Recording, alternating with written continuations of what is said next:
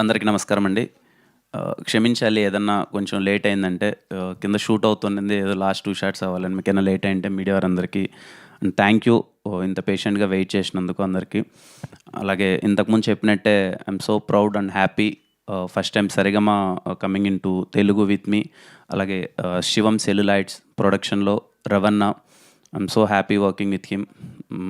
ఈ సినిమా ఈవెంట్లో ఎన్నిసార్లు మాట్లాడినా ఈ సినిమా ఎందుకు పెద్ద సక్సెస్ అవ్వాలి అని అంటే I always feel Sarigama first time ఇక్కడికి వస్తుంది అండ్ ఈయన చాలా కష్టపడ్డారు. రవణ కంప్లీట్గా చాలా ఎఫర్ట్స్ పెట్టారు. అలాగే మా డైరెక్టర్ గారు ఆల్మోస్ట్ 3 years ఈ ప్రాజెక్ట్ని నమ్ముకొని ఈ ప్రాజెక్ట్ మీద ఉన్నారు. ఖచ్చితంగా వాళ్ళ కోసమైనా సినిమా పెద్ద హిట్ అవ్వాలి. అండ్ ఇంకా ద మెయిన్ పర్పస్ ఆఫ్ ఈరోజు మీడియా అందరినీ కలవడానికి 14th Feb 14 సినిమా వద్దామనుకున్నాము. Feb 14 వద్దామనుకున్నాము, రాలేకపోయాము. రీజన్స్ ఏం పెద్దగా ఏం లేదండి. Very simple.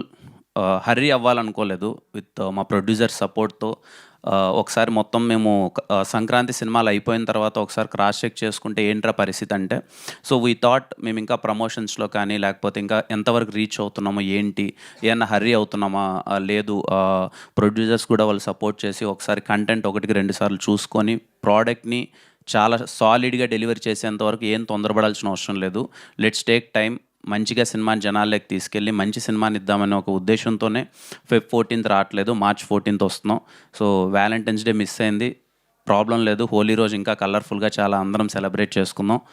ఖచ్చితంగా దిల్రుబా సినిమా చాలా కలర్ఫుల్గా ఉంటుంది. హోలీ రోజు యాప్ టు డేట్ అని నేను పర్సనల్గా ఫీల్ అవుతున్నాను. మీరందరూ చాలా బాగా ఎంజాయ్ చేస్తారు. ఇంకా ఫస్ట్ టైం మొన్న కూడా అడిగారు ఏంటి మీ హీరోయిన్స్ రారా ఈవెంట్కి, హీరోయిన్ రావట్లేదను. వచ్చేసింది రుక్సార్.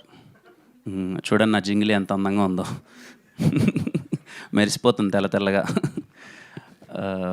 I'm so happy. అందరూ పేరు అంతా చాలా బాగుంది అని అంటున్నారు ఇప్పటివరకు చూసిన వాళ్ళు అయితే. సినిమాలో కూడా చాలా మంచి మూమెంట్స్ ఉంటాయి. లవ్ ట్రాక్ చాలా బాగా వర్కౌట్ అయింది. భాస్కర్ పట్ల గారి గురించి ఎన్నిసార్లు మాట్లాడినా నాకు చాలా ఇష్టమైన వ్యక్తి.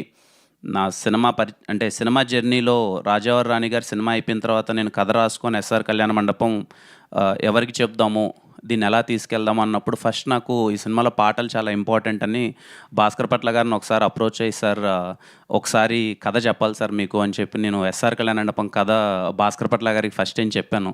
ఆ రోజు నుంచి మొదలైన నా జర్నీ నిజంగా తమ్ముడు కంటే ఎక్కువగా చూసుకుంటున్నారు. ఎప్పుడు నా పాట వెళ్ళినా సరే సొంత తమ్ముడికి రాసినట్టు చాలా ప్రేమగా, ఆయనకు పాట వెళ్తుంది నా పాట అంటే నేను చాలా హ్యాపీగా ఫీల్ అవ్వని, ఆ పాట చాలా బాగా వస్తుందని. Thank you so much sir. ఇంట్లో వ్యక్తిలా ఎప్పుడు ఓన్ చేసుకొని నాకు పాట రాస్తున్నందుకు. అలాగే ఈశ్వర్ మాస్టర్కి థ్యాంక్ యూ మాస్టర్. చాలా స్టైలిష్గా వచ్చింది సాంగ్ అంతా. Thank you. శామ్ సిఎస్ గారికి నిన్ననే 2 days బ్యాక్ అనుకున్నా అండి బ్యాక్గ్రౌండ్ స్కోర్ చూశాను, మళ్ళీ చెప్తున్నాను.